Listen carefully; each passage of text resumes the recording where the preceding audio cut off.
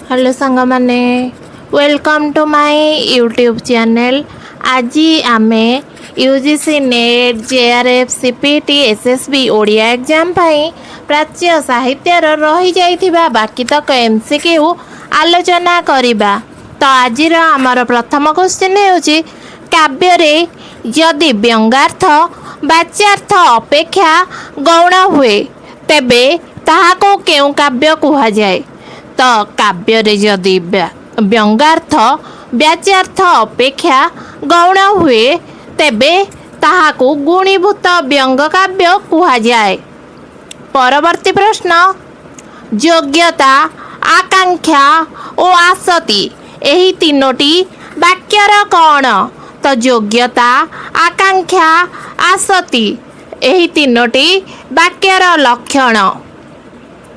परवर्ती प्रश्न महाकाव्यर केतोटी मात्र लक्षण जदि पद्य परिलक्षित हुए ताहाको कौन कुहा जाए। तो महाकाव्यर केतोटी मात्र लक्षण जदि पद्य परिलक्षित हुए ताहाको काव्य कुहा जाए। परवर्ती प्रश्न महाकाव्यर आदर्श को अनुसरण करी जदि कौनसी विषय वस्तुर किछि अंश पद्य परिवेषण करा जाए तेबे ताहाको कौन कुहा जाए। तो महाकाव्यर आदर्श को अनुसरण करी जदि कौनसी विषय वस्तुर किछि अंश पद्य परिवेषण करा जाए तेबे ताहाको खंडकाव्य कुहा जाए। परवर्ती प्रश्न वाक्य रे व्यवहृत पदगुड़िकर अर्थर परस्पर संबंध रे बाधार अभाव अर्थात पदगुड़िकर अर्थरे बाधाहीन संबंध को कौन कुहा जाए। तो वाक्य रे व्यवहृत पदगुड़िकर अर्थर परस्पर संबंध रे बाधार अभाव अर्थात पदगुड़िकर अर्थरे बाधाहीन संबंध को योग्यता कुहा जाए। परवर्ती प्रश्न वाक्य बा पदरे व्यवहृत शब्द मानकर अर्थबोध पाई अन्य पद को अपेक्षा करिया को कौन कुहा जाए। तो वाक्य बा पदरे व्यवहृत शब्द मानकर अर्थबोध पाई अन्य पद को अपेक्षा करिबा को आकांक्षा कुहा जाए।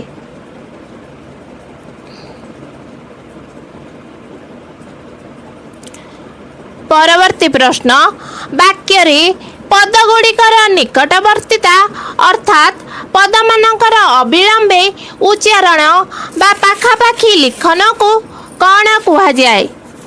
वाक्य रे पदगुड़िकर निकटवर्तीता अर्थात पदमानकर अविलंबे उच्चारण बा पाखापाखी लिखन को आसति कुहा जाए।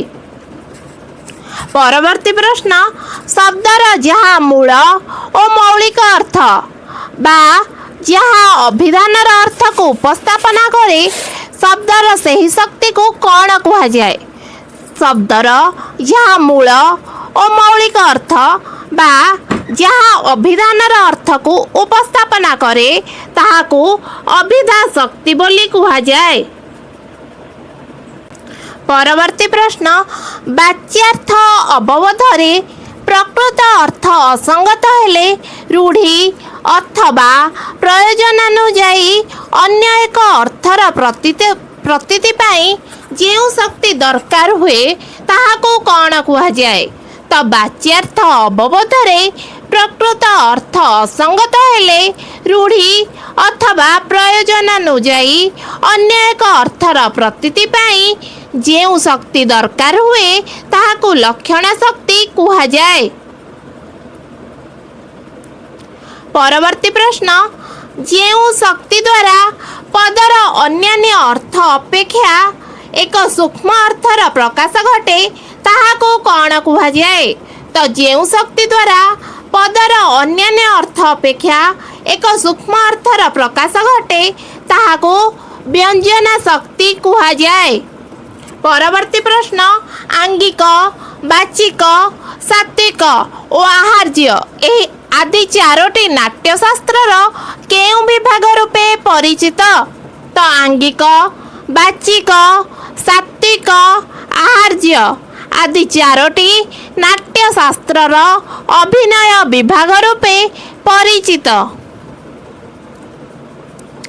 ପରବର୍ତ୍ତୀ ପ୍ରଶ୍ନ, ଦୃଶ୍ୟ କାବ୍ୟରେ ଅନ୍ତର୍ଭୁକ୍ତ ରୂପକ କେତେ ଭାଗରେ ବିଭକ୍ତ? ତ ଦୃଶ୍ୟ କାବ୍ୟରେ ଅନ୍ତର୍ଭୁକ୍ତ ରୂପକ 10 ଭାଗରେ ବିଭକ୍ତ। ପରବର୍ତ୍ତୀ ପ୍ରଶ୍ନ, ନାଟ୍ୟ ସାହିତ୍ୟରେ ଉପରୂପକକୁ କେତେ ଭାଗରେ ବିଭକ୍ତ କରାଯାଇଛି? ତ ନାଟ୍ୟ ସାହିତ୍ୟରେ ଉପରୂପକକୁ 18 ଭାଗରେ ବିଭକ୍ତ କରାଯାଇଛି। ପରବର୍ତ୍ତୀ ପ୍ରଶ୍ନ, ବିକୃତ, ଚତୁରସ୍ର, ତ୍ରସ୍ୟ ଆଦି ତିନୋଟି ପ୍ରେକ୍ଷାଗୃହ ବା ରଙ୍ଗମଞ୍ଚର ନାମକରଣ କିଏ କରିଛନ୍ତି? ତ ବିକୃଷ୍ଟ, ଚତୁରସ୍ର, ତ୍ରସ୍ୟ ଆଦି ତିନୋଟି ପ୍ରେକ୍ଷାଗୃହ ବା ରଙ୍ଗମଞ୍ଚର ନାମକରଣ ଆଚାର୍ଯ୍ୟ ଭରତ ମୁନି କରିଛନ୍ତି।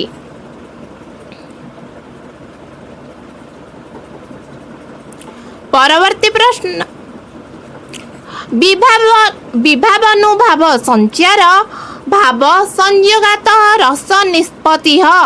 ଏହି ଉକ୍ତିଟି କାହାର? ତ ବିଭାବାନୁଭାବ ସଞ୍ଚାର ଭାବ ସଂଯୋଗାତ ରସ ନିଷ୍ପତ୍ତି। ଏହି ଉକ୍ତିଟି ଆଚାର୍ଯ୍ୟ ଭରତ ମୁନିଙ୍କର।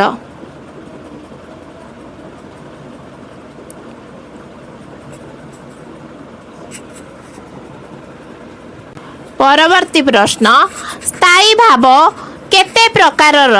ତ ସ୍ଥାୟୀ ଭାବ 9 ପ୍ରକାରର। ପରବର୍ତ୍ତୀ ପ୍ରଶ୍ନ, ରତି, ହାସ, ଶୋକ, କ୍ରୋଧ, ଭୟ, ଉତ୍ସାହ, ଜୁଗୁପ୍ସା, ବିସ୍ମୟ ଓ ଶାନ୍ତ ଆଦିର 9ଟି ରସରେ କେଉଁ ଭାବ ନିହିତ ରହିଛି? ରତି, ହାସ, ଶୋକ, କ୍ରୋଧ, ଭୟ, ଉତ୍ସାହ, ଜୁଗୁପ୍ସା, ବିସ୍ମୟ ଓ ଶାନ୍ତ ଆଦିର 9ଟି ରସରେ ସ୍ଥାୟୀ ଭାବ ନିହିତ ରହିଛି। ପରବର୍ତ୍ତୀ ପ୍ରଶ୍ନ, ଯେଉଁ ସବୁ ବସ୍ତୁ ରତି, ହାସ, ଶୋକ ପ୍ରଭୃତି ସ୍ଥାୟୀ ଭାବର ଉଦ୍ବୋଧକ ସେଗୁଡ଼ିକୁ କ'ଣ କୁହାଯାଏ? ତ ଯେଉଁ ସବୁ ବସ୍ତୁ ରତି, ହାସ, ଶୋକ ପ୍ରଭୃତି ସ୍ଥାୟୀ ଭାବର ଉଦ୍ବୋଧକ ସେଗୁଡ଼ିକୁ ବିଭାବ କୁହାଯାଏ। ପରବର୍ତ୍ତୀ ପ୍ରଶ୍ନ, ଅଭିନବ ଭାରତୀ ଟୀକା ଗ୍ରନ୍ଥର ପ୍ରଣେତା କିଏ? ଅଭିନବ ଭାରତୀ ଟୀକା ଗ୍ରନ୍ଥର ପ୍ରଣେତା ଅଭିନବ ଗୁପ୍ତ। ପରବର୍ତ୍ତୀ ପ୍ରଶ୍ନ, ନାୟକ ଓ ନାୟିକା ପ୍ରଭୃତିକୁ ଅବଲମ୍ବନ କରି ଯେଉଁ ରସ ସୃଷ୍ଟି ହୁଏ ତାହାକୁ କେଉଁ ବିଭାବ କୁହାଯାଏ? ତ ନାୟକ ଓ ନାୟିକା ପ୍ରଭୃତିକୁ ଅବଲମ୍ବନ କରି ଯେଉଁ ରସ ସୃଷ୍ଟି ହୁଏ ତାହାକୁ ଆଲମ୍ବନ ବିଭବ କୁହାଯାଏ। ପରବର୍ତ୍ତୀ ପ୍ରଶ୍ନ, ନାୟକ ଓ ନାୟିକାଙ୍କର ରସକୁ ଉଦ୍ଦୀପନ କରିବାରେ ଦେଶ, କାଳ, ରୂପ, ଭୂଷଣ, ଚନ୍ଦ୍ର, ପବନ ଆଦିର ସହାୟକ ଫଳରେ କେଉଁ ବିଭାବ ସୃଷ୍ଟି ହୋଇଥାଏ?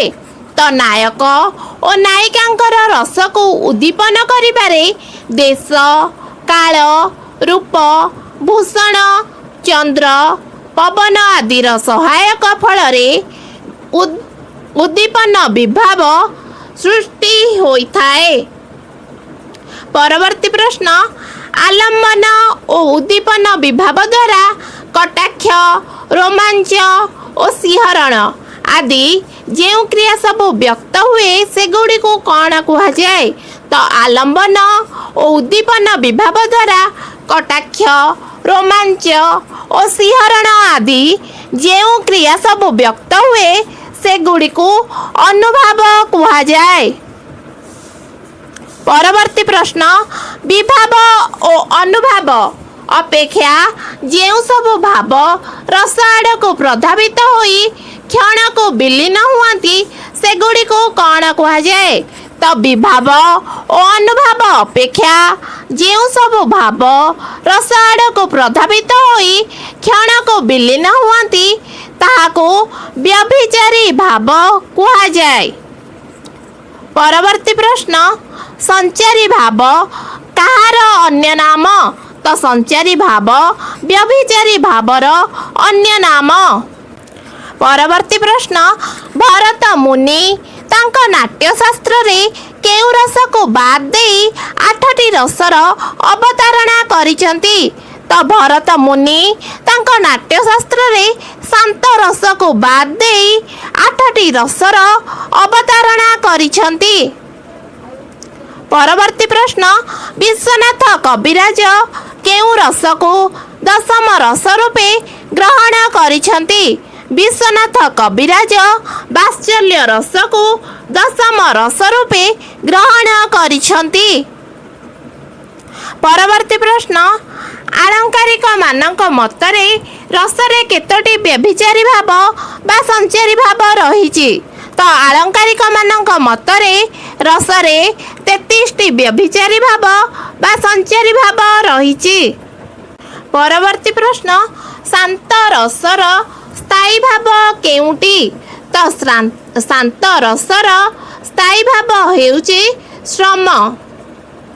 ପରବର୍ତ୍ତୀ ପ୍ରଶ୍ନ, କେଉଁଟି ବାତ୍ସଲ୍ୟ ରସର ସ୍ଥାୟୀ ଭାବ? ତ ବାତ୍ସଲ୍ୟ ରସର ସ୍ଥାୟୀ ଭାବକୁ ସ୍ନେହ କୁହାଯାଏ।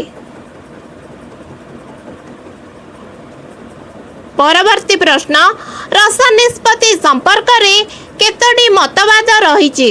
ତ ରସ ନିଷ୍ପତ୍ତି ସମ୍ପର୍କରେ 4ଟି ମତବାଦ ରହିଛି। ପରବର୍ତ୍ତୀ ପ୍ରଶ୍ନ, କାବ୍ୟ ନାଟକ ଆଦିରେ ସାତ୍ତ୍ୱିକ ଗୁଣରୁ ଉତ୍ପନ୍ନ ସ୍ତମ୍ଭ, ସ୍ୱେଦ, ରୋମାଞ୍ଚ, ବେପଥୁ, ସ୍ୱରଭଙ୍ଗ, ବିବର୍ଣ୍ଣତା, ଅଶ୍ରୁ ଓ ପ୍ରଳୟ ଆଦି 8ଟି ସାତ୍ତ୍ୱିକ ଅବସ୍ଥାକୁ କ'ଣ କୁହାଯାଏ? ତ କାବ୍ୟ ନାଟକ ଆଦିରେ ସାତ୍ତ୍ୱିକ ଗୁଣରୁ ଉତ୍ପନ୍ନ ସ୍ତମ୍ଭ, ସ୍ୱେଦ, ରୋମାଞ୍ଚ, ବେପଥୁ, ସ୍ୱରଭଙ୍ଗ, ବିବର୍ଣ୍ଣତା, ଅଶ୍ରୁ ଓ ପ୍ରଳୟ ଆଦି 8ଟି ସାତ୍ତ୍ୱିକ ଅବସ୍ଥାକୁ ଅଷ୍ଟ ସାତ୍ତ୍ୱିକ ଅନୁଭାବ କୁହାଯାଏ। ପରବର୍ତ୍ତୀ ପ୍ରଶ୍ନ, କେଉଁ ରସର ଅଧିଦେବତା ହେଉଛି ବିଷ୍ଣୁ ଏବଂ ବର୍ଣ୍ଣ ଶ୍ୟାମଳ? ତ ଶୃଙ୍ଗାର ରସର ଅଧିଦେବତା ହେଉଛି ବିଷ୍ଣୁ ଏବଂ ବର୍ଣ୍ଣ ଶ୍ୟାମଳ। ପରବର୍ତ୍ତୀ ପ୍ରଶ୍ନ, କେଉଁ ରସର ଅଧିଦେବତା ଶିବ ଏବଂ ବର୍ଣ୍ଣ ହେଉଛି ଶ୍ଵେତ?